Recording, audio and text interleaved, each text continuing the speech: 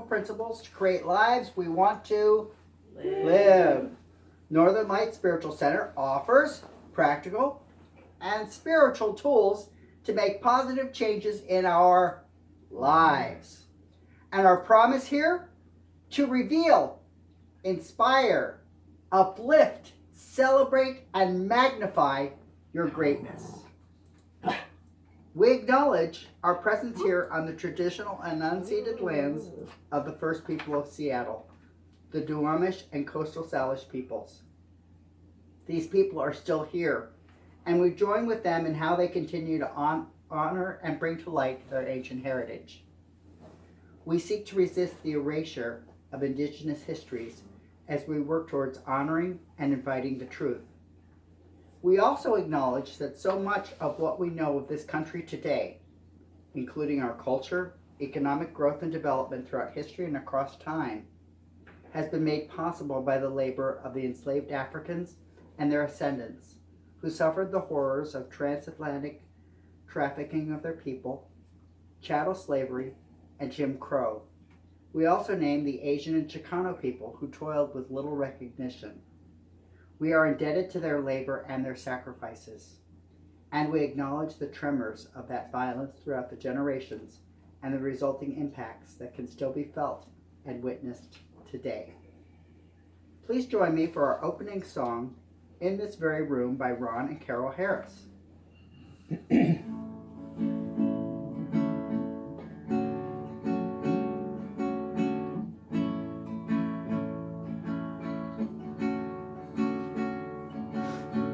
In this very room, there's quite enough love for all the world. And in this very room, there's quite enough joy for all the world. And there's quite enough peace and quite enough power to walk through our every fear. For Spirit, sweet Spirit, is in this very room.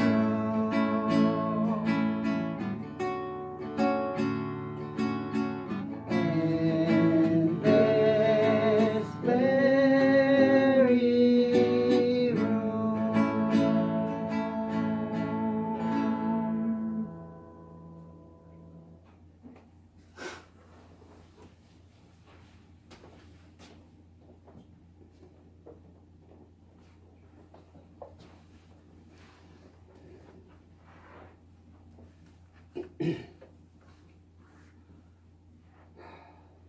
Good morning again. Jeffrey is motioning he can't hear. And neither can Stephanie. Oh, You're on okay. mute. You can't hear your beautiful playing. So he's saying you guys are on mute.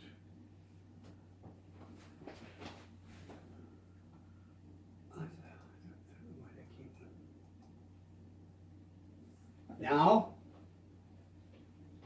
Yeah. You Okay. can hear now? Yeah, I couldn't hear you. You want to do the song over? Yes. Okay, sorry.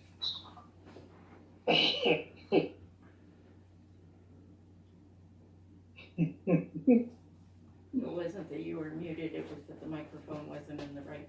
No, this one was muted there. Oh, For some reason.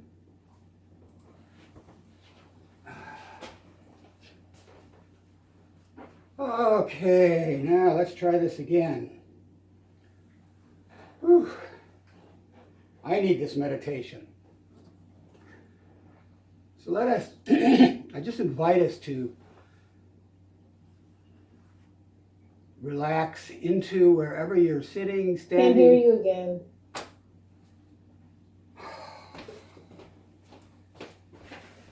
Why is this thing going on mute?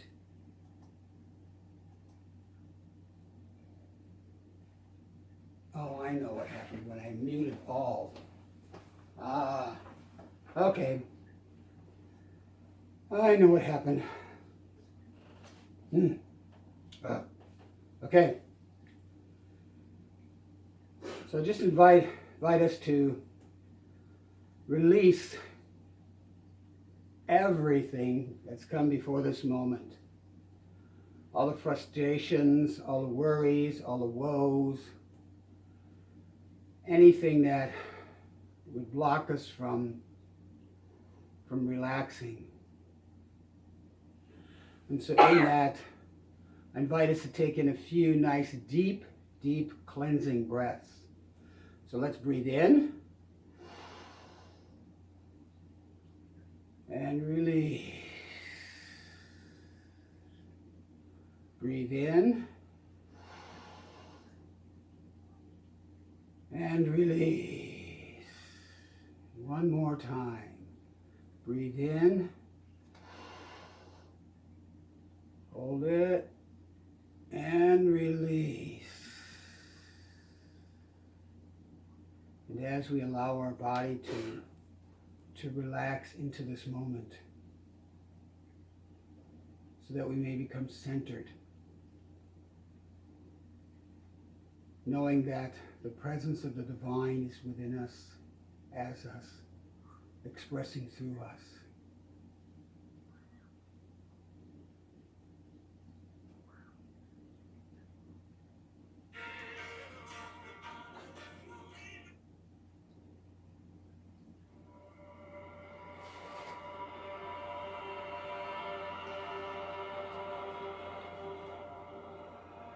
And as we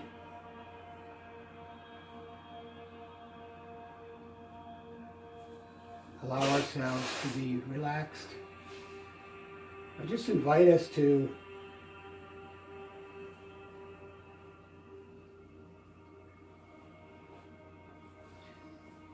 allow ourselves to feel that sense of peace.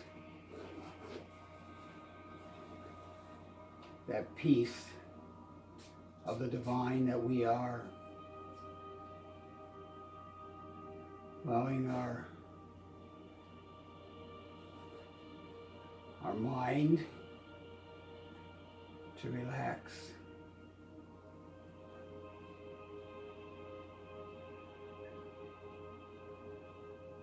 Allow our body to relax. And feel that sense of peace. That peace that is beyond any understanding.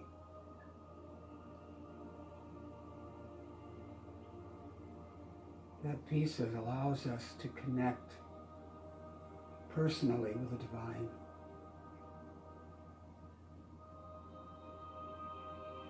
But we are the peace that God is.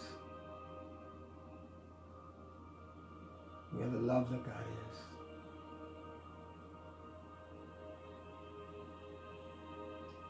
We are all that God is.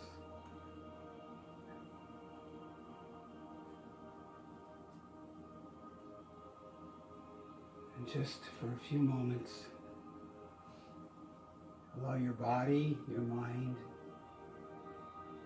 to rest in that knowledge and to feel it, to touch it, to be it.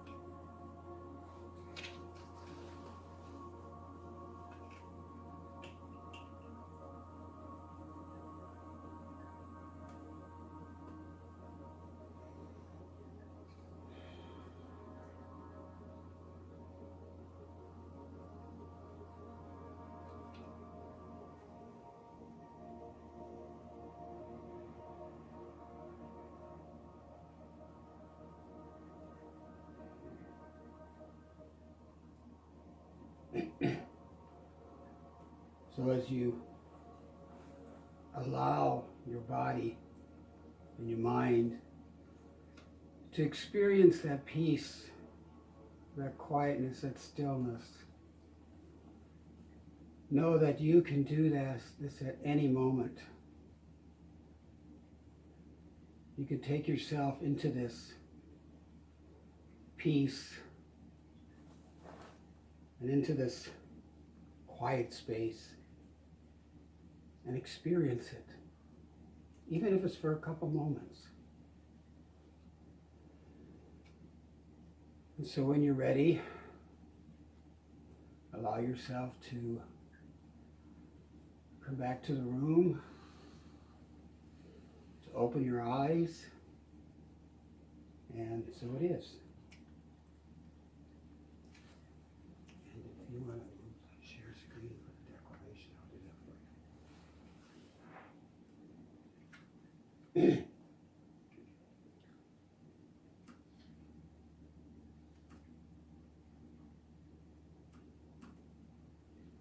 And now it's time we do our declaration.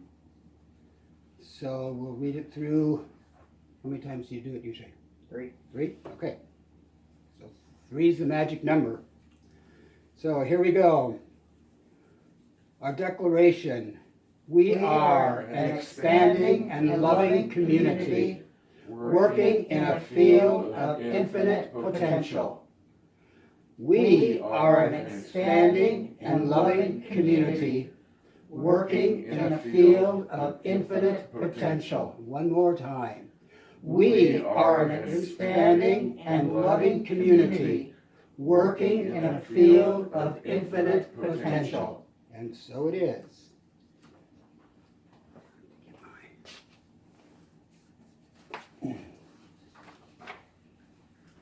Okay.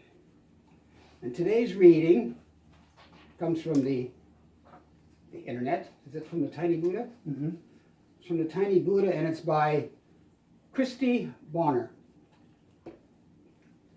At 14, my family defined me, and their mistakes left me feeling not good enough and not worthy.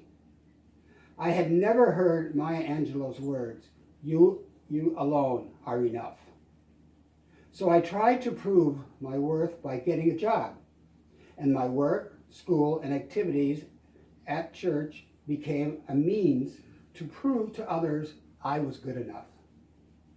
Now, I've come to realize how shame led me to become a plastic surgeon of sorts, constantly trying to cover up my imperfections.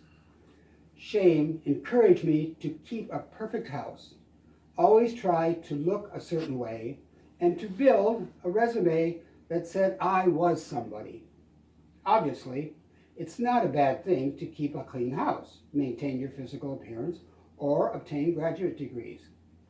While I don't regret some of my accomplishments, I'm aware that I've worked myself to death at times to prove my worthiness. Shame is the voice in our heads that questions our own worth and beauty, and the devil on our shoulder that convinces us we don't measure up. For me, it has been incredibly important to let go of the need to be perfect. In the process of healing my shame, if I don't have to be perfect, I can then be honest and vulnerable with others about the struggles in life. When we start to share the painful aspects of our story with others, it's often as we can hear the crickets, cicadas, our friends, and all the creatures join in a mighty chorus of "Me too." When we hear that "Me too," that normalizes our story and reminds us we are all on this journey of being human together. Another important tool for me on the quest to free myself from shame has been to find people who offer me empathy and acceptance. How do we find these people? I encourage you to think of someone in your circle of friends, at your workplace, in your family, or at your workplace of worship, who is accepting, empathetic, free of judgment, and who it just feels good to be around. The person you are likely thinking of is the type of person who kindly remembers when you've had a recent loss, and they ask you how you are. You feel that they care about you. This is someone with whom it feels safe to share your darkest secrets with, because you believe this person will confidently hold your story. It can be incredibly scary to open up to others with our shame stories. And yet, when we find the audacity to share parts of ourselves we are hiding, we then start to find our voice, see our strengths, and recognize our shared humanity with others. It is so healing to experience people who receive our shame stories and who see and affirm us, even when we feel unworthy of this love. Even though I am aware these external voices of affirmation are paramount in the task of healing the shame that binds me. I am aware the most vital voice is my own internal voice. It is so important for us to see our beauty, accept ourselves, celebrate who we are, and to know that we matter. So when we start to doubt ourselves, it is very important for us to remind ourselves that we are enough. Knowing that we are enough means that we see our gifts. So what are the gifts we have to offer to the world? And do we know deep down in our soul that we are enough? It is crucial in the process of healing, healing the shame we internalize, to start affirming. They can't hear.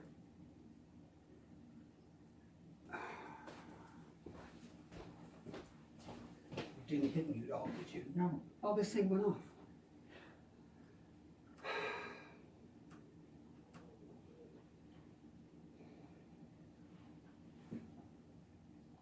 I wasn't looking at it. I was looking out at the bamboo.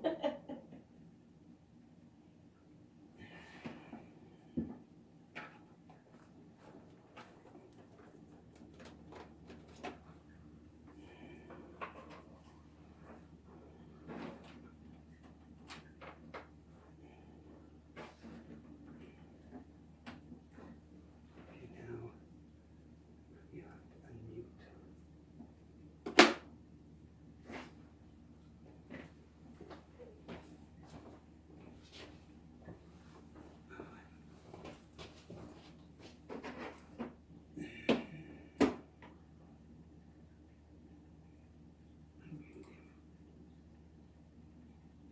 You're unmuted. I know, but I gotta make sure I get the right.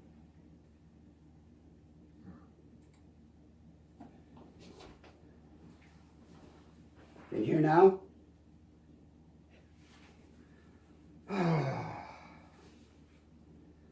Knowing that we are enough means that we see our gifts.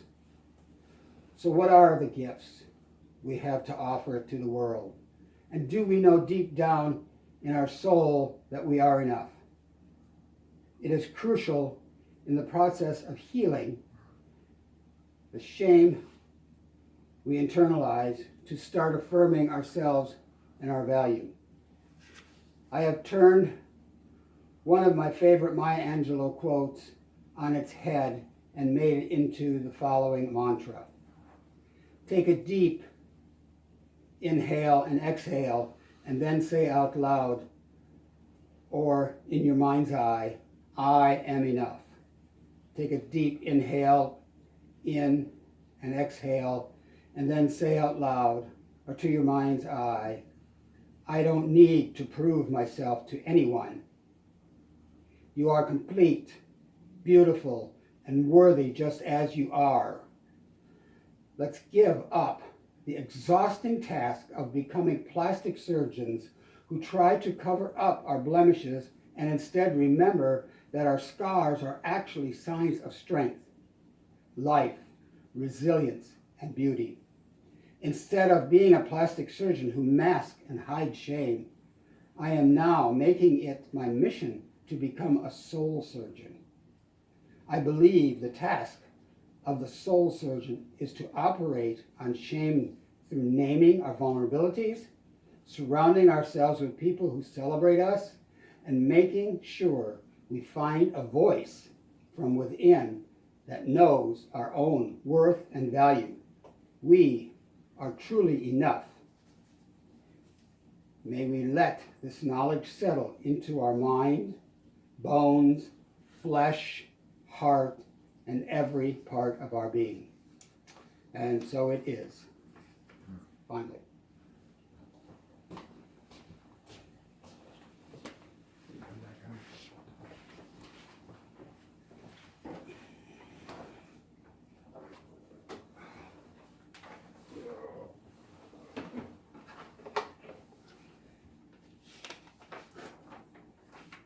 Get the song there on the table there. So this month's, we're at our last week of the month of March. Our words are very simple. What can I be if I can't be myself? What can I be if I can't be myself? What can I be if I can't be myself? What can I be? What can I do if I can't be myself? What can I do if I can't be myself? What can I do if I can't be myself? What can I do? I think that you'll all be able to catch on with this pretty quickly.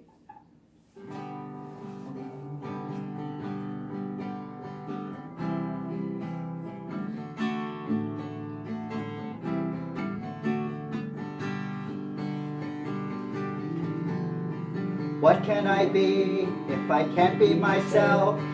What can I be if I can't be myself? What can I be if I can't be myself? What can I be? What can I do if I can't be myself? What can I do if I can't be myself? What can I do if I can't be myself? What can I do? Now we swap it over to you. What can you be if you can't be yourself? What can you be if you can't be yourself? What can you be if you can't be yourself? What can you be? What can you do if you can't be yourself? What can you do if you can't be yourself? What can you do if you can't be yourself? What can you do? Now we'll swap over to we. What can we be if we can't be ourselves? What can we be if we can't be ourselves? What can we be if we can't be ourselves? What can we be? What can we do if we can't be ourselves? What can we do if we can't be ourselves? What can we do if we can't be ourselves? What can we do? Now we come back to I. What can't I be when I am myself?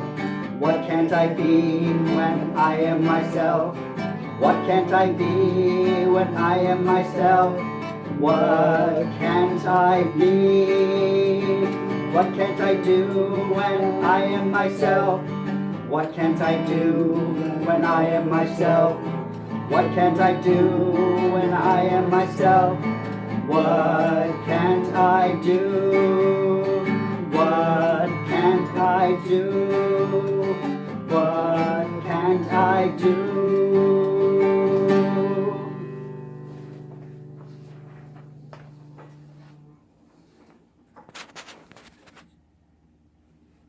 So I want you to take that chorus. I'm broken and it's beautiful. And I want you to say it with me. I'm broken and it's beautiful. I'm broken and it's beautiful. I'm broken and it's beautiful. And the reason I want us to say it is that in the song, Kelly Clarkson is owning it. She isn't dismissive of her brokenness.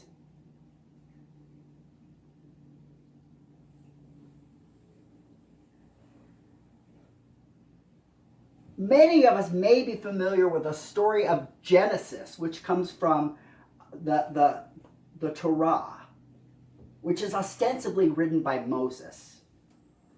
Biblical scholars and scriptural scholars will debate that.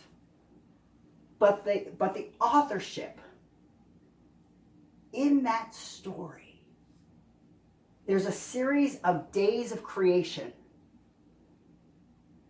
And at the end of every day, the divine looks at what was done and says, it is good. Now, I grew up Catholic, and I know that Felisa has talked about being raised in her church, and I know Stephanie grew up in the Catholic Church, and there wasn't a lot of emphasis on my goodness. There was a lot more emphasis on what was referred to as original sin. That God made everything great, and then along came Eve, who fell prey to temptation, and she dragged unwilling Adam along with her. All right. And for that reason, there's a special shame that was put on Eve, which was clearly a sign that this was a patriarchal story, because the man in the story wasn't going to take ownership. It was going to be the fault of the woman. So many stories are built on fault. So many stories are on blame. But this story, the original creation story, was the divine that created it all looked on it and said, and it is good.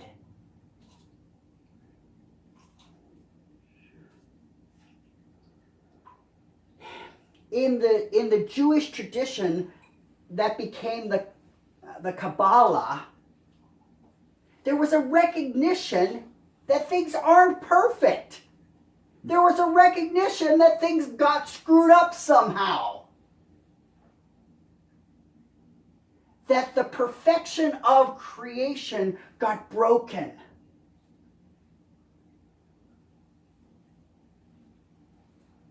And yet, in that brokenness, something more can emerge. I believe we've probably all become familiar with the idea that the bone that's broken, where it broke, it's the strongest place in that bone. And again, one of the things that I wanted to bring that song forward, I'm broken and it's beautiful. It's so easy for us to dismiss our brokenness. It's so easy to try to cover it up, like the reading that Reverend Michael shared, that we become plastic surgeons to cover up all our faults, to cover up what isn't good enough. This month, the theme is around embracing and cultivating our authenticity, embracing who we are. And a significant obstacle, if we were to just blithely go along and say, oh great, I'm going to embrace who I am. The missing piece that we're going to explore this week is our experiences of shame. Now you may be thinking, why are we going to be looking at shame? I'm already familiar enough with my shame. The reason for looking at the shame is to see it as a power tool rather than to see it as something that is a significant emotional problem. We're all equipped with a variety of emotional experiences.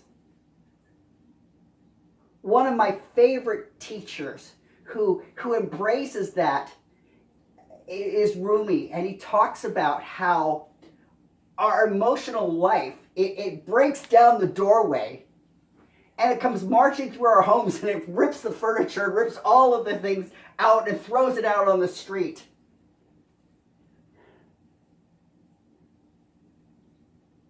We get very good at dividing our emotional life into joy. It's clearly good.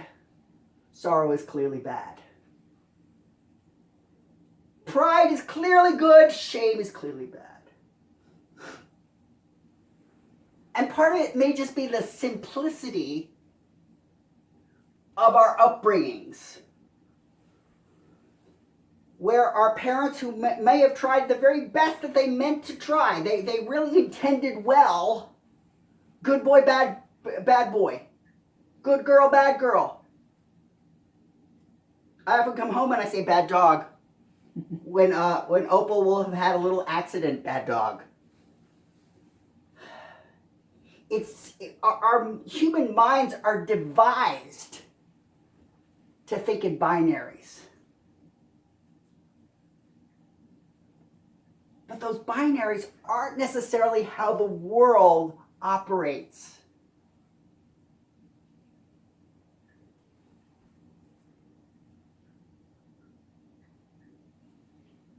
So I want us to address the elephant in the room, the shame. Because shame is something that we all experience. And it's really annoying to blithely go on as if it's not part of our experience. To blithely go on as if sadness and depression aren't a part of human life.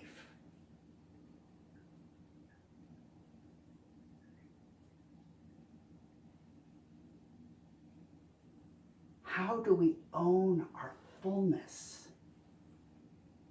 and embrace it? Again, in the song Broken and It's Beautiful.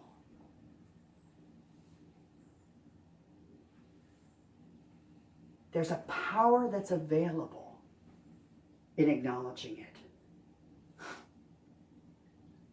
Now, the science of mind that our center teaches and practices and relies on as our teaching center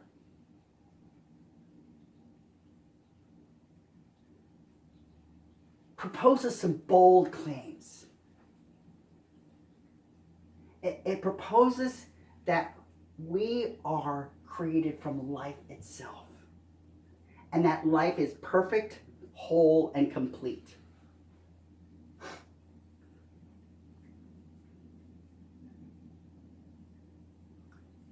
That there is nothing lacking within us. There's nothing that was lacking when we arrived here. There's nothing lacking in us now.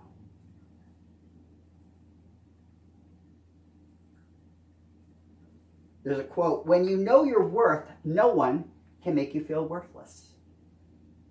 I'll say it again. When you know your worth, no one can make you feel worthless. I remember after I graduated from college, a teacher made the astounding assertion, "No one can make you feel anything." And it was just stunning to me to hear that no one can make me feel anything. But there were all kinds of arguments about no one can make you feel anything. And the point that my teacher identified is that it's my own power that I've given away that's led me to believe that people could make me think or do or say anything.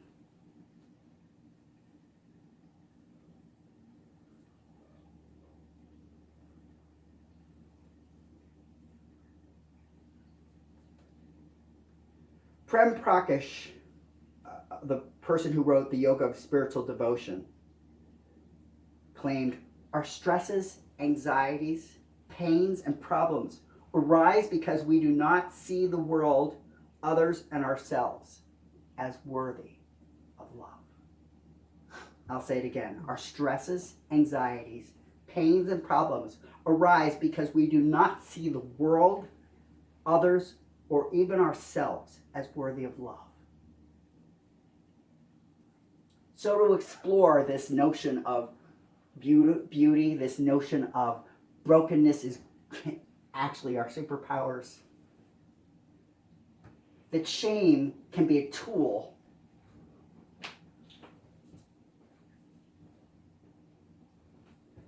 there's three things that I want us to explore today. The first thing is we're going to be looking at what stands in the way, what stands between us and our good. What stands between us and our good. The second thing is, how do we bring light to our shadow? And then the third thing is claiming our worth. So the first thing we're going to look at is what's our standing in the way.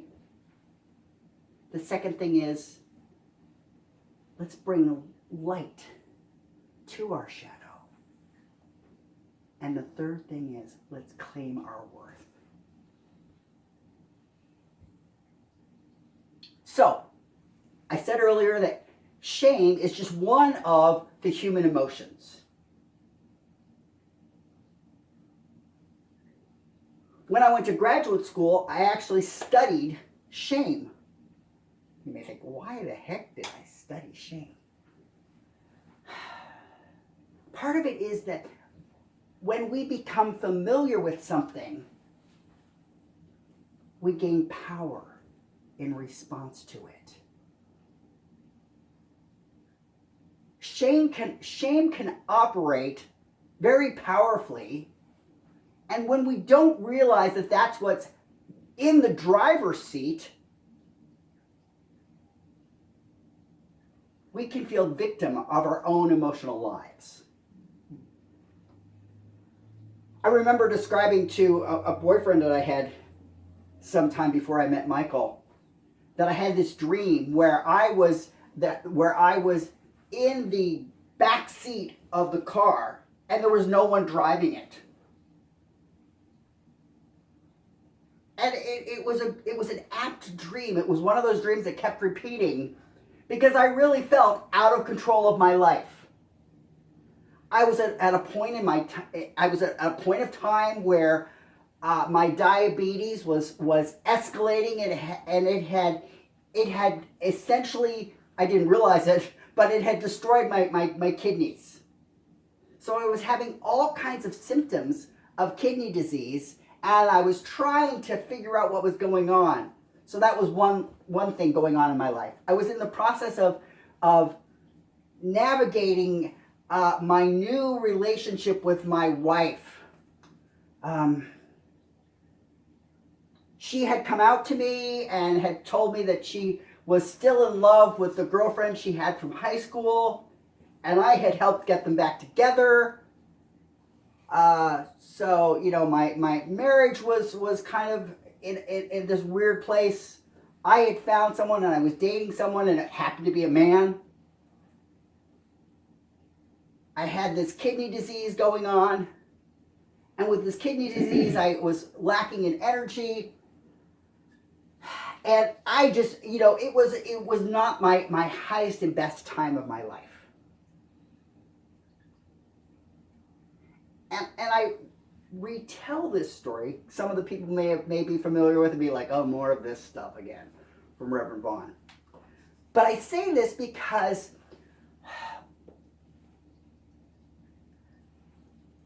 that same teacher who said no one can make you feel anything said that one of the most human things is our experiences of difficulty. We'd like to believe that everyone can know love.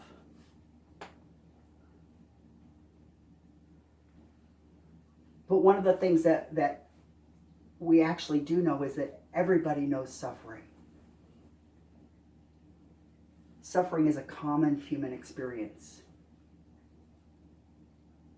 And what we can bring to that common human experience of suffering is we can bring our love, and we can bring our care, and we can bring our power to it.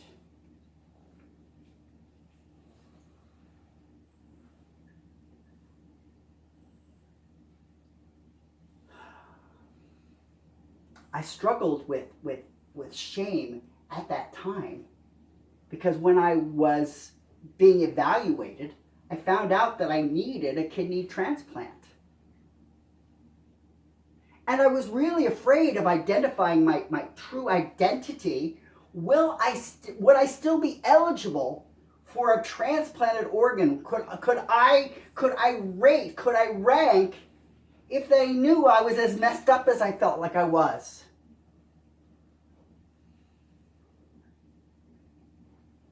If they knew that I was this queer, gay man who was in this weird relationship with his wife, who was in a relationship with another woman,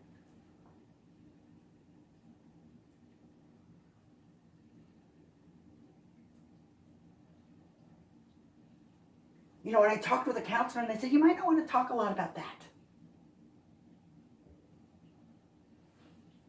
because it might be an obstacle. So I became quite skilled at being able to refer to the person I was dating just in they, them terms.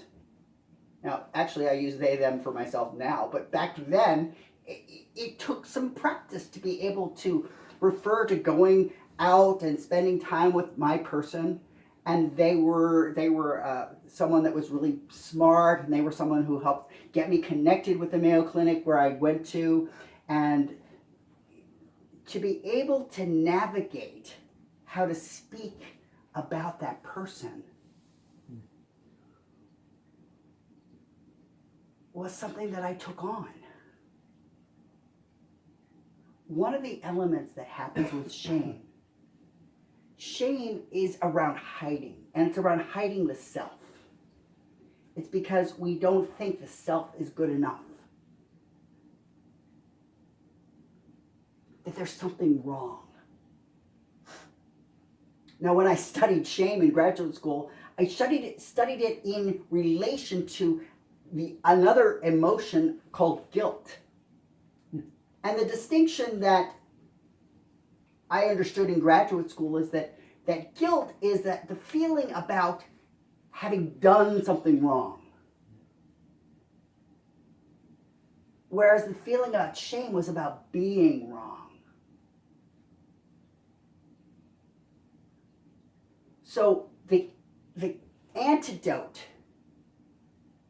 to guilt was to be able to engage in reparative actions.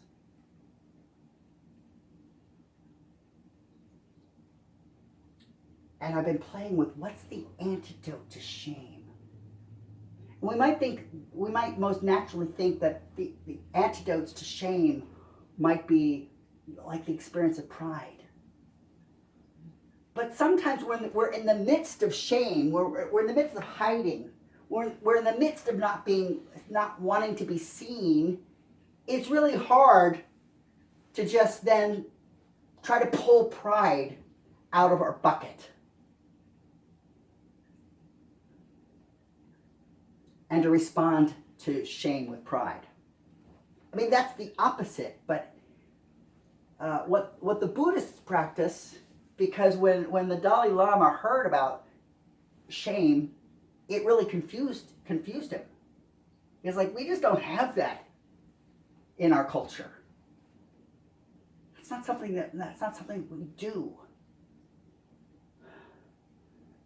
And as people talked with the Dalai Lama about the experience of shame, he really said, you know, one of the things that we really teach is about non-judgment.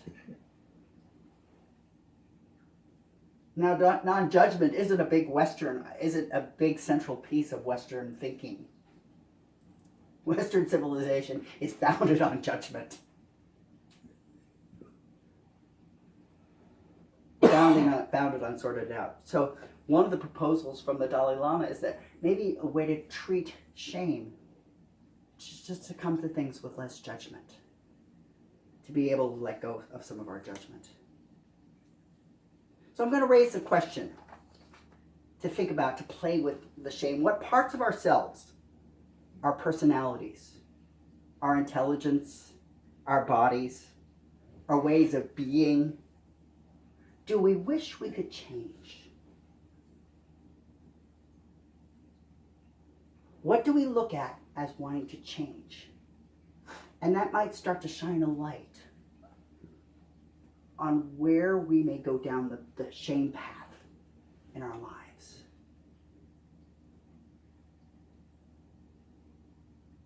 So Brene Brown, who's done a lot of work on shame, in her book, The Gifts of Imperfection, she wrote, shame needs 3 things to grow out of control in our lives: secrecy, silence, and judgment.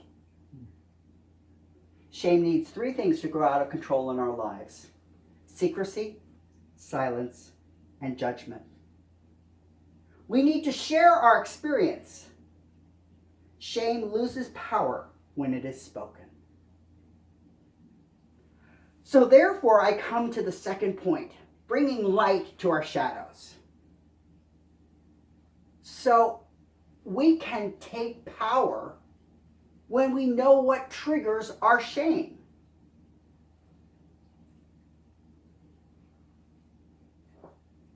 We may know that there is a person who just, when we hang out with them, we're just very likely to end up in a place of feeling ashamed.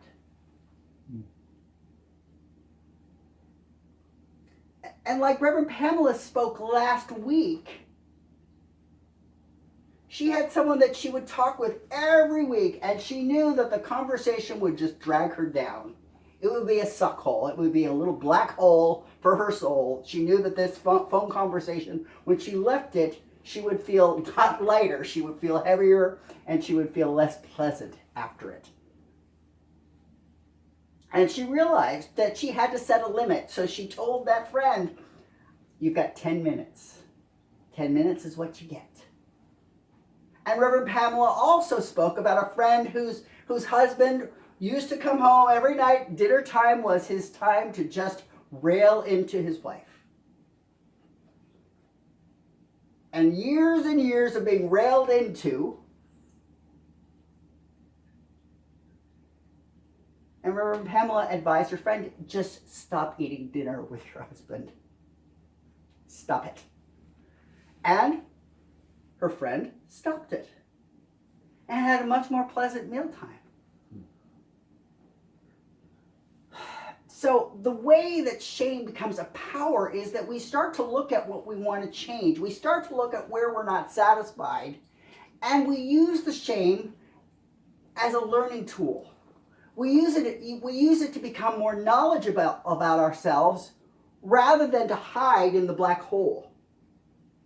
So when we are in the shadowy places, which naturally happens because that's what it means to be alive.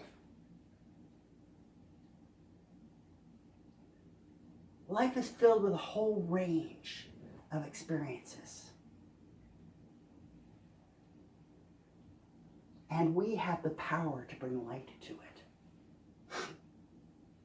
Last night, Reverend Michael and I watched the movie Everything, Everywhere, All at Once. And in some ways, it was very reminiscent to me of What the Bleep Do I Know? It had qualities that were reminiscent of The Matrix. It had qualities that were reminiscent of some of the Marvel movies with Doctor Strange in the multiverse. Everything, Everywhere, All at Once. It follows the journey of this woman whose family runs a laundromat, and she's not particularly happy. And I'm not going to spoil the movie, but I am going to say that the woman finds that her superpower is that she has navigated failure, that she has navigated disappointment, that she has navigated other people's judgment,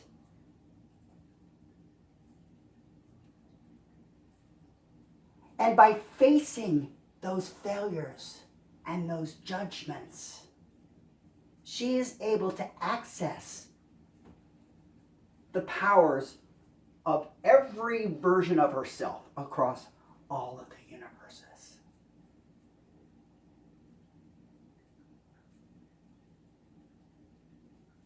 What if, instead of using our failures as our litany of sympathy, sympathetic ways to have people feel sorry for us or to connect with people, what if we were to see our brokenness as our superpower, like the song from Kelly Clarkson?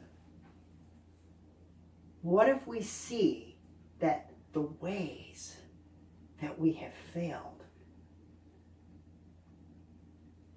have taught us things rather than taught us about being unworthy, or they've taught us about being failures? It's the distinction between shame and guilt. Shame makes us think it is us. Guilt is about what we've done. What if our failures are what we've done and they are not who we are? The light that we can turn on with shame is that it doesn't have to be our identity. But shame can be a searchlight for our identity. We've spent so long running from our feelings of shame or depression or anxiety. What if we stop running and sit with them? I've talked before, I've used the metaphor about how all of these emotions, when we try to stuff them away or push them aside, they're like little scoundrels that then go underneath our table and tie our shoes to the chairs where we're sitting, so that when we try to stand up, we fall over. Because our emotions will be heard. Our emotions will be known. And the clattering when we fall over rather than being able to stand up is our emotions saying, "Ah, I gotcha."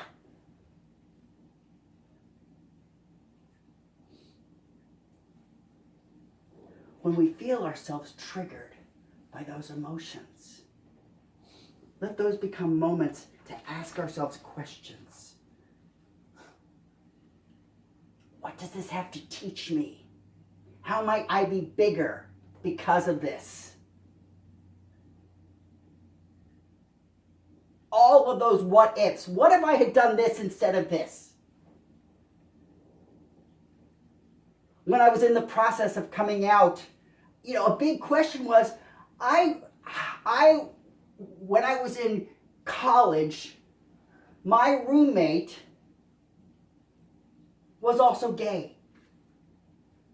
And I used to, every day, I would lie in bed and I would watch Chuck Get Dressed.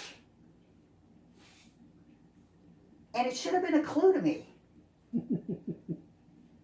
But this is how I wanted to start my day, watching him get dressed.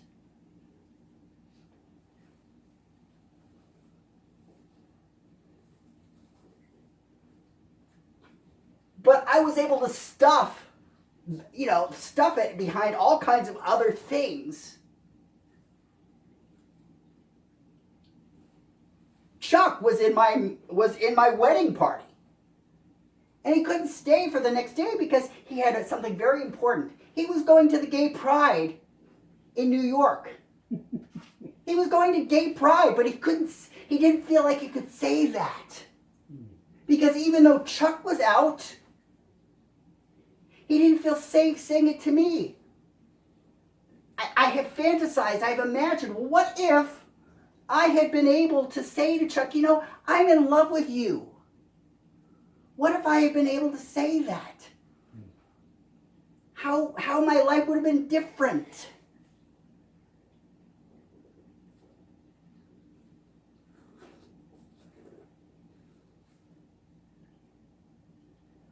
We all may come up with scenarios about how our lives could have been different. What if we had gone down this path or gone down this path? And the whole notion of a multiverse is that at those junction points in different universes, that's what happened. We did go down those different paths, and they generated completely different lives.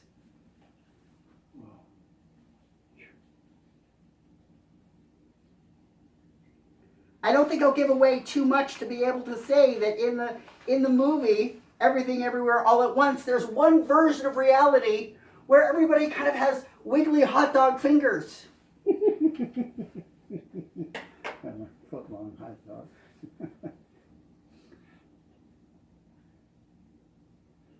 So sometimes those choices, those different paths, might contribute to a sense of humor, might contribute to a sense of levity, might contribute to a sense of, well, what if? Rather than that same old way of looking at it with judgment, we look at it as an aha.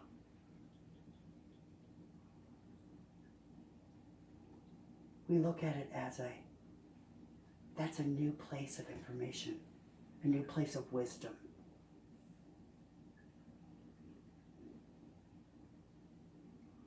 So the final piece, the third thing I'm going to be talking about is claiming our worthiness. Shame may cause us to question our worthiness, but I'm going to make the assertion that that's not the truth of who we are.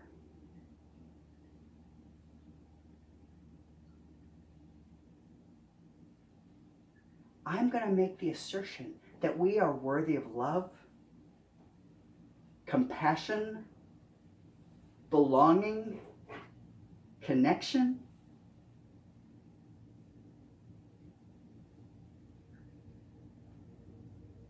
In the talk, or in the reading, Michael talked about the author having come up with a solution for their sense of shame, for their sense of not being worthy enough, by doing things, by getting degrees, by following pursuits, by all of these things to prove themselves. I'm going to say something that I know you've heard 100 times, but maybe it's that 101th time that might make a difference. Your worth is not based on what you do. Your worth is based on what you are.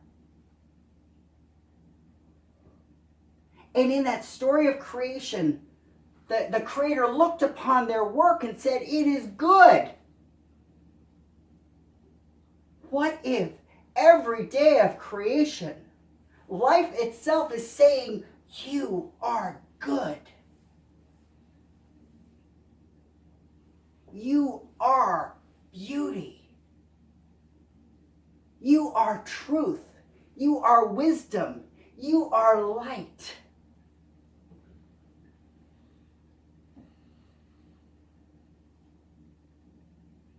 And when the feelings of shame come up, if we trace them back, they may be about not feeling like we've measured up. We know that we can turn the shame around, and rather than saying, "This is proof of my not enoughness," that this is the place of my growing edge. This is my longing. This is where I want to be. This is where I want to go. This is the doorway into my new self. This is the doorway to my new expression. Thomas Edison is well known for the many times that he failed to have a light bulb that worked. He tried so many different ways, but the difference about him was that he saw each failure as a mark off his checklist of all of the possible ways that he could succeed.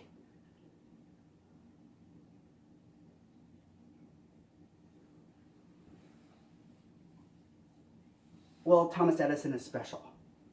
Well, you know what? Has anybody ever heard of Mother Teresa? No. No, I'm just checking. I'm seeing nods. Mother Teresa. Mother Teresa went to the convent and she failed. She was in her 50s and she left that convent feeling like a total failure because she wasn't able to live up to what that convent, to what that order of sisters were about. And she realized, I don't want to do that.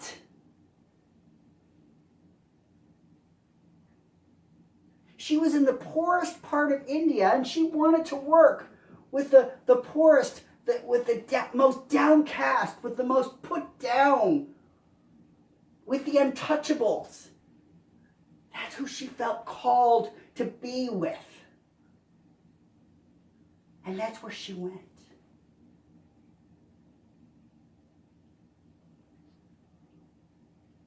And it wasn't to set herself up as, look at how great I am, a great person in the midst of the untouchables. It was to be able to say, at the heart of every untouchable, there is a divine spark. And I am going to be the witness to that.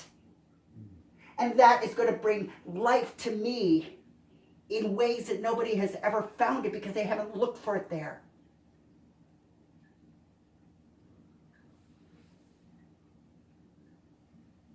There are lots and lots of stories.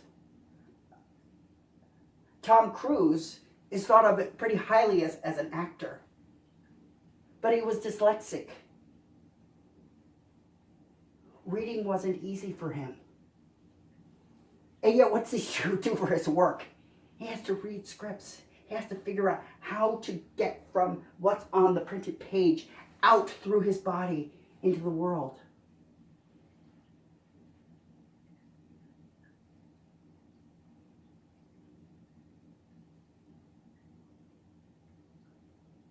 There are actors and there are gymnasts and there are athletes who have owned their experiences of depression.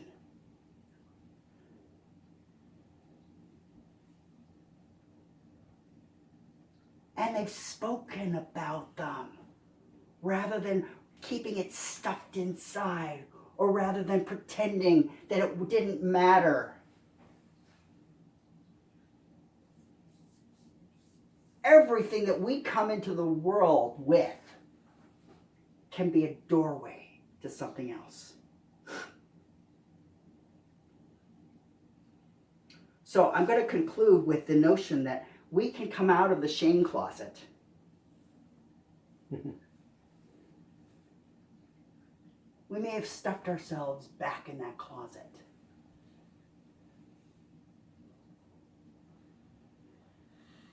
About the prospect of being able to speak about it. Well, who would I speak to? Well, we have a practitioner, Stephanie Scranton. She's a trained practitioner. She's a practitioner emeritus. She's been doing this for so long that our organization has granted her like permanent status. A practitioner emeritus. The thing about talking with a practitioner is a practitioner will let you speak about it, but she's looking for what is it, where do I want to be? This is where I am, but where do I want to be? And her questions bring us to that notion of where do I want to be? Who do I want to be? How do I want to be? And because of Stephanie's prayer life and because of Stephanie's practices, she is able to hold herself in a place of all of those possibilities. of those divine truths that we may not be able to see for ourselves.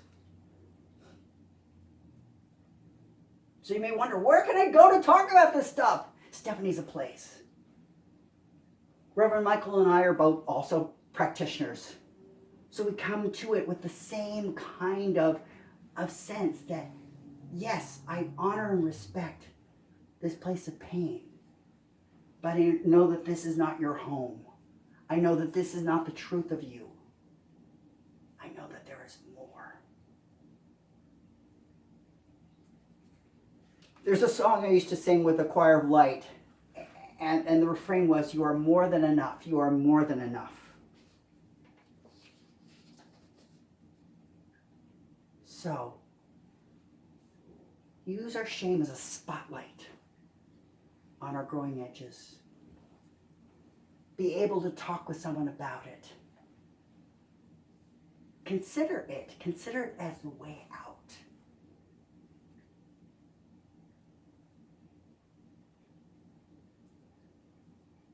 Ernest Holmes had said, there is something within you beyond all doubt and fear, something which has never been limited by your acts or destroyed by your feeling. This is the only something that can make you whole. I'll say that again. There is something within you beyond all doubt and fear, something which has never been limited by your acts or destroyed by your feelings. This is the only something that can make you whole. So I have a concluding affirmation.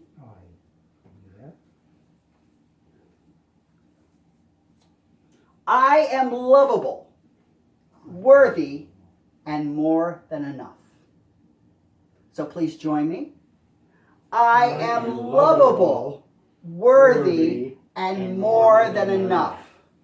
I am lovable, worthy, and more than enough. And one last time, I am lovable, worthy, and more than enough. And so it is.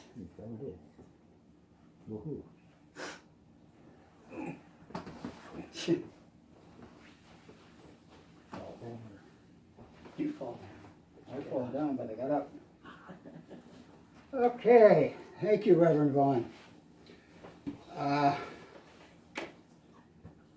Two big things I got out. One was at the very end is that this is my growing edge, and I feel that is a fantastic way of looking at it. That I can grow from this. And then the other one was when he was talking about the multiverse in the movie last night. I never really thought about applying it to myself until he said that. Like, okay, go back and what if I would have gone down this road or that road, and I thought of that before, but I've never thought about it like this. Really, what would have happened? So thank you for ending the month of March on that. Who knows what April will bring? April will bring more sunshine and more flowers. Plus, next week I'm quite sure that David Duvall is going to be here performing our musical guest, which is will be interesting. Hopefully, Zoom will work better than it did today. Zoom was my nemesis. I started at 9:15, and stuff is still not right. But anyway, let that go. It's gone. The service is done. So there. And then on Easter Sunday, we won't be here. Reverend Pamela will be doing the service, and Phyllis will be leading the Easter Sunday sunrise meditation at Seward Park. And I'll send out the address and all that. And I believe it's going to be around 6 o'clock, right, Phyllis? Okay. And if you go, make sure you bundle up. That's one. I mean, all the years we've been there, and we've been doing this for quite a few years. Bring a chair. Yeah, bring a chair, because the grass probably be damp. We've never got rained on. It's been cold, but it's beautiful. It's actually an awesome experience. Let's see, what else is there? Contributions? Huh? Contributions? Okay, yeah, and if you'd like to, I would say contribute, contribute to Northern Light Spirit Center, you can go to the website, and there's a link to PayPal, or you can actually send it to our address, which is on the website. The mailing address is there. I've done that. I've changed that, and we're still looking for a place. So if you see any place that could be a possibility, just let me know. I've got a couple agencies looking, and it's been interesting. So I'll just say that. I'll just say I'm lovable, worthy, and more than enough with that. And let's see. I think that's all. If you want to turn the no, this off, camera off, because then we're going to do our chamber